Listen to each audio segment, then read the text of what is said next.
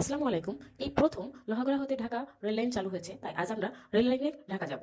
এই জন্য খুব এটে সেটে রওনা হয়েছি। বাড়ি থেকে রওনা হয়েছি বিকাল 4টায়। আর যেহেতু লোহাগড়া থেকে বিকালে কোনো ট্রানজিট নেই, তাই আমরা কাশিয়ানী জংশনে যাচ্ছি, সেখান থেকে রওনা হবো। তাই অনলাইনে টিকিট কেটেছিলাম, তো সহকারী স্টেশন মাস্টারের কাছে গিয়ে টিকিটের ব্যাপারে খোঁজখবর নিলাম। তিনি আমাদেরকে বললেন দূরের একটা বিল্ডিং দেখি বলেন ওখানে দাঁড়াতে, কারণ আমাদের জবগি পড়েছে। তো জবগিতে ওঠার জন্য আমরা সেখানে গিয়ে দাঁড়ালাম এবং ট্রেনের জন্য অপেক্ষা করতে থাকলাম। তো যাওয়ার পরে দেখি আমাদের মতো আরো অনেকেই ওখানে দাঁড়িয়ে ট্রেনের জন্য অপেক্ষা করছে। ট্রেন আসার কথা ছিল 5টা 10-এ, কিন্তু ট্রেন এসে পৌঁছালো 5টা 15-তে। আমাদের মধ্যে সবাই উদ্গ্রীব হয়ে আছে ট্রেনে কখন উঠতে পারবে। তো আমরা সবাই আমাদের কাঙ্ক্ষিত বগিটি খুঁজতে থাকলাম। খুঁজতে খুঁজতে অবশেষে আমরা আমাদের কাঙ্ক্ষিত বগিটি পেয়ে গেলাম এবং সেদিকে হাঁটতে থাকলাম। তারপরে যেতে যেতে বগিতে উঠে গেলাম।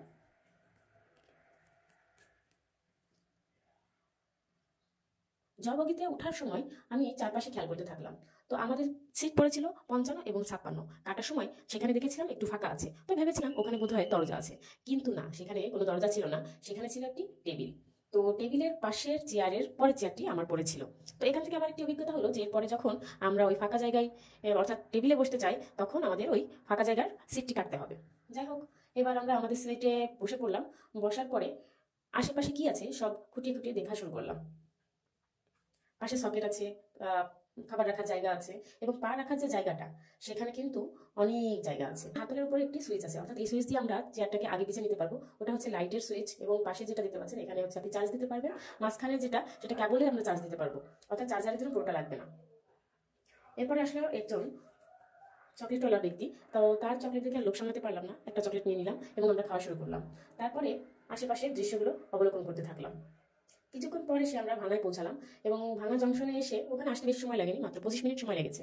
তো ভাঙা জংশনে এসে অনেকে নামলো এবং অনেকে উঠলো। তার কিছুক্ষণ পরে আমরা দুজনে দুটি কফি নিলাম। কফিতে লেখা ছিল প্রাণের শহর ঢাকা শহর।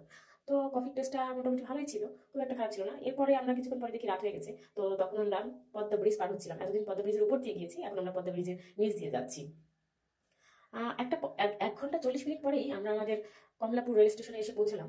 তো নামার সময় আমি আমার হাজব্যান্ডকে বলছিলাম যে আমি তো ওয়াশরুম দেখিনি, একটু ওয়াশরুমটা দেখবো। তো আমার হাজব্যান্ড আমাকে ওয়াশরুমটা দেখালো, ভালোই ছিল।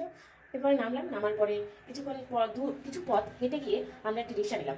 রিক্সা থেকে আমাদের গন্তব্য ছিল মিরপুর, তো মতিঝিলে আমরা মেট্রোতে করে মিরপুরে চলে আসলাম। সবশেষে আজকের জার্নিটা খুব ভালো ছিল, আলহামদুলিল্লাহ। সবাইকে ধন্যবাদ।